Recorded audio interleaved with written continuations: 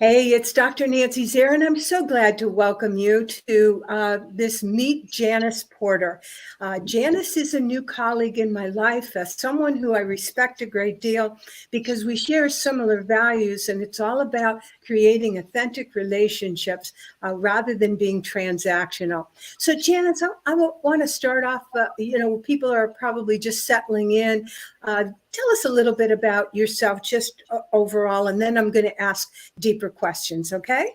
Yeah, the favorite topic, right? Talking about yourself. It's never easy to do that. But thank you for having me on your show, Nancy. I appreciate it very much. And basically, I'm in Vancouver, BC, Canada. I am a relationship marketing specialist. And what that means is the sort of last and latest iteration of my business is that I teach people how to use LinkedIn and how to build relationships using that platform, and then nurture those relationships using a online greeting card and gifting system to stay connected and be remembered. I also have a podcast of my own called Relationships Rule, of which you were a recent guest, and so there you go. Right. And I'm a mom and a grandmother, and that's what I love to be right now, is a grandmother to my little almost 4-year-old granddaughter. Oh, what a great age. It's a wonderful age to have a grandchild. So, and where we connect a lot on the fact that we're both on LinkedIn. In fact, I think that's where we met. Yes. We're both avid people who care about relationships, and both of us are into cards and gifts, tangible cards and gifts. So it's kind of interesting. We really have all those things in common. That's right. That's right. That's right. But you mentioned a key word a moment ago, which is teaching. And if I recall, you do have a teaching background. So do you mind sharing a little bit about, your career path and how you came to be here? Sure. I don't have all the accolades that are all the letters after my name that you do, Nancy, but I do have a Bachelor of Education. And my first career, I taught school. I taught elementary school. And I did that for about 14 years. And then I went into corporate training, and in that corporate training career, of which I was a contractor for many years by choice, I learned to teach people how to use phone equipment, voicemail equipment, how to program it, believe it or not, and also taught soft skills that really are the basis of my relationship marketing piece, because I taught customer service. I taught people how to be polite on the telephone, and lots of telephone service courtesy as well. So it was back in the day. Right. And it's those soft skills that I think, differentiate you and make you the kind of special person you are today. So what was it that finally launched your own business now as a relationship marketing specialist? Well, as with a lot of people, I got squeezed out of my corporate position. As I said, I was a contractor, and contractors went first, which was fine with me. But I didn't realize how much I didn't know about working on your own as a business owner myself, because I had always had the jobs handed to me to go and train. And I knew I didn't want a real job, a 9-to-5 job. So I had to figure out what I was going to do next. And it basically started with massive networking, talking to lots of people, finding out what was out there, what I could do. And I actually started, my first business was being a professional organizer for people who had home office, small offices. And then I got into network marketing, and then I kind of combined that and was introduced to LinkedIn around 2011. And that was the beginning of my career with that. Yeah, so let's talk a bit about LinkedIn, because this is being streamed live on LinkedIn, and hopefully those people are going to also see the replay. And by the way, if you are live, feel free to add a comment or ask a question. We'll see that and be able to answer it. But for those of you on the replay, go ahead and put the hashtag replay. But LinkedIn is such an interesting tool, and you got into it, you say, around 2011, which is, 12 years or so ago. What are some of the things that you have I know you focus on LinkedIn as a lead gen tool. Am I correct? Mhm. So share a little bit with those of us who are still struggling to know how to effectively use LinkedIn. What are some recommendations you have? Well, it all starts with an optimized profile. And I think anybody that's in business, whether you have a website or not of your own, you need to have a professional profile on LinkedIn, because Google indexes LinkedIn really highly. And whenever someone, you meet someone new, you Google them, and their LinkedIn profile will show up very high on the first page, if not the first entry on that page. So you want to have a very good first impression there. And then if you're going to, I'm going to stop you right there, because earlier today I happened to be commenting and going through my feed, and something came past me on LinkedIn. And, I did exactly what you said, which I think many of us do. We go look somebody up on LinkedIn. And in this particular case, what I saw was a person that was frowning, had a rumpled shirt, um, and didn't look particularly like he was happy there being on, having his picture taken on LinkedIn. Folks, you may not realize it, but your profile is communicating more than what your words are communicating. Am I right? absolutely, yeah, it's first impressions, right? It's first impressions. Before you even talk to anybody, you're going to look at their profile, and particularly their headshot, and get a first impression, a first feeling. For me, I always, it's always about a feeling. For you, I know it probably is too, because you're putting them in the categories based on what you see, right? It's true. It's true. And yes, I can give you some criteria for how to evaluate somebody. But nonetheless, you're right. There is an impression that we are getting, and it's unconscious. In other words, you may not even be thinking that Yeah. that's your impression, but it is a feeling. Even for those of you who are, anti-emotions, there's something going on that, stimulates you to say, I'm interested. I'm not interested. And so that very first part of LinkedIn, which contains your picture and contains your banner, and then a few little words of description, is huge, huge. So go ahead and tell us more about our profiles and what's going on.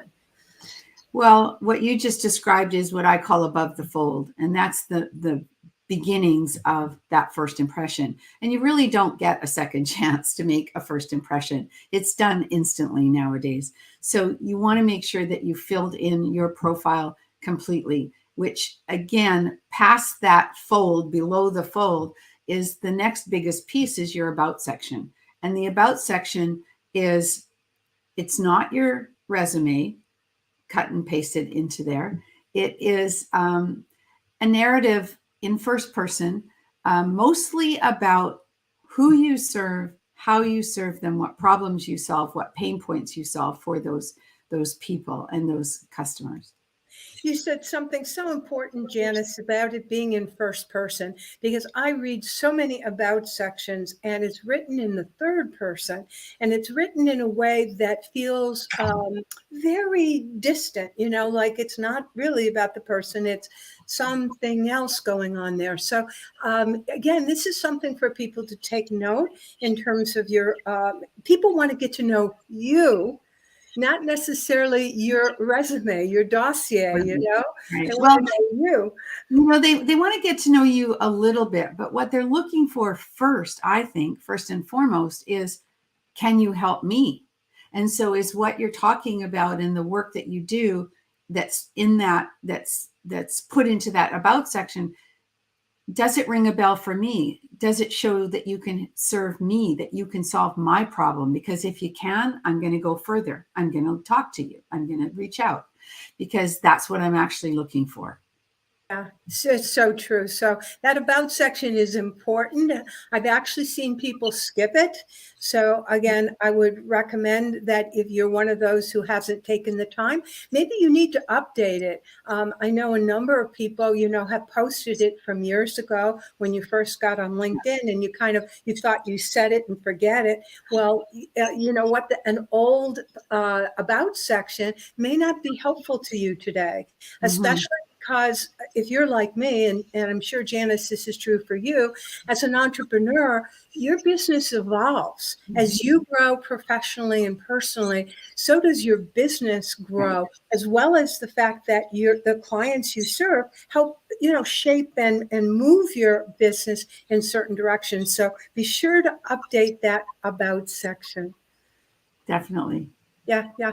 And so, is there anything else you want to say, particularly about LinkedIn and how we can make better use of it? Well, one thing that comes to mind also, that this happened this morning for me too, and looking at somebody's profile, and their profile didn't look too bad. It was pretty good, but then I came down to the bottom of their profile and they had recommendations. They either have none or they have recommendations that are 10 years old. And that to me speaks to that they're really not keeping up on their LinkedIn, because recommendations that have been given for the work that people have done with you are social proof. They're the only real social proof on LinkedIn. And it's really valuable to have some current ones if you are a business owner, or you sell or whatever, that not necessarily if you're a career middle manager in a big corporation that you have them. It's more about, we're talking about entrepreneurs and business owners. Right. But even recommendations right now, for those of you who may be working for an employer, this becomes your bread and butter when you're looking for your next position. It's true. People will look at those recommendations, and now's the time to gather them when things are going really well, Yeah. as opposed to you've left an organization and now you want to go back. Right. So I urge you, and one good way of gathering a recommendation, give them. Give Yes. them first, because when you give a recommendation, it sets off that responsive reciprocity. Like, I want to scratch your back too. Yeah. Yeah, absolutely. Yeah, yeah. So I'm glad you mentioned that sort of thing. So Janice, tell us more about your business overall, because it isn't just about LinkedIn. Well, it's a big part of it, but I also teach people how to show appreciation and send out kindness, because there's a lot of people in business today that forget to say thank you, and they forget to stay top of mind. Follow up is so important. And if you can stand out from the crowd by sending a tangible touch card series or just a card every few months, you stay top of mind, and that will help you get referrals, because when you're top of mind more often on a regular basis, people will, because timing is everything. So if they're looking for somebody, or a friend of theirs is looking for somebody to help with their LinkedIn profile, or with their follow-up system, then they think of you because you just came to mind, because you just were in front of them. So Exactly. And here's a little inside piece of information. Cards, because they don't look like bills, they do look like cards. It's almost like a Christmas present has arrived in your mailbox. Cards get 100% open rate. yes. We're talking not about those things that are being sent electronically, because I'll be candid with you. I'm one of those people who doesn't bother opening those electronic stuff. It's like, I know it's one of these, kind of stereotypical, stuff, but a card, I want to know what it is that they've chosen to send me. And, the picture as well as the message. So cards get 100% open rate. So Right. they really do make an impact. And I'll also say, or perhaps you'll join me in saying, this is a very subtle way, as you say, to be top of mind. Talk more about that. Well, I was just going to add a statistic to that you just mentioned, that of the real mail that people actually receive these days, only 3% of it is not bills or spam advertising. So there's a big hole there, and a big opportunity for people to send real cards in the mail. Now I forgot the question that you asked. Sorry. So again, just in terms of on how cards are a very subtle marketing tool, they help you stay top of mind. And why is that? Well, because first of all, when somebody receives that card and opens it, it takes them from their head to their heart. They think, oh, what a kind gesture. That was so nice of that person to do that. So now you are thought of in that particular way, which is always a good thing. And I think some people do make mistakes though. And I think you have to be very careful when you're sending a birthday card, when you're sending a thank you card, I appreciate you card, don't make it about you. Don't put your branding on the front or the inside. If you're going to brand it at all, do it on the back. But when I send birthday cards, I actually change my branding on the back. I make it some kind of birthday thing. I don't even put my picture often on the back. I just put something with birthday balloons or something like that, because it's to celebrate them. And they know it's from you, and they know you already anyway, so they know how to find you. Really good tip that I want to highlight and emphasize. If you choose to do physical cards, whether you handwrite them or you use a service, etc. And by the way, there isn't much difference between the handwriting and a service. So for those of you who say, oh, I've got to write it out and I don't have time for doing it. Well, guess what? The printed ones work very well. They get the same 100% open rate. But the trick is, it's not about you. It's about the person you're honoring. And I've had people, and I bet this is true of you, Janice, who will tell me and show me that they still have the card I sent them years ago. It's on their bulletin board, their refrigerator, their cupboard, somewhere. They have posted it and enjoy looking at it. And every time they do, it's a reminder of you. Right. I also get people who say, I can't remember the last time I got a greeting card. Yeah. Sad, isn't it? Our mailboxes are deprived, they're crying. Send out some love. Yeah, send out some love. So I hope that you have found this to be interesting to hear about how you can use LinkedIn better, how you can back it up with cards. People always ask me, Janice, well, but how do I get somebody's address? So I'm going to ask you to share. How do you get somebody's address? I just ask them for it. Surprise! Yes, exactly. Right. And you know what?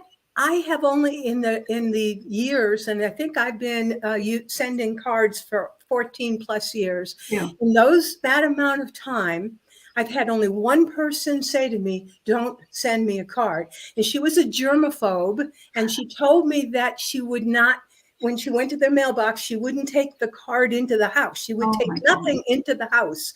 Yeah. So she said, don't send me a card.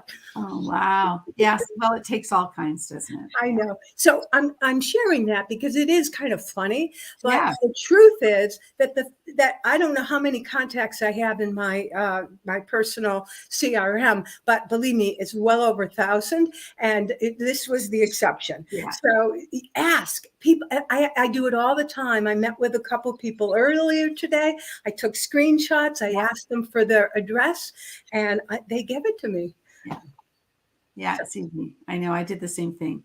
Every time I do my podcast interviews, I like to take a screenshot. There you go. Yeah. Good minds think alike. So you can see why I invited Janice to share, because, she has so many good things to talk about. Connecting authentically, building relationships. Any last comments or thoughts you'd like to present?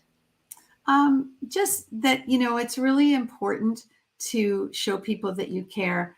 And I think anytime you can do that with no strings attached, with no other hidden agenda, just the mere fact that you do it sends out like all those positive vibes and just, you never know what's going to come back to you. And it's usually something really nice.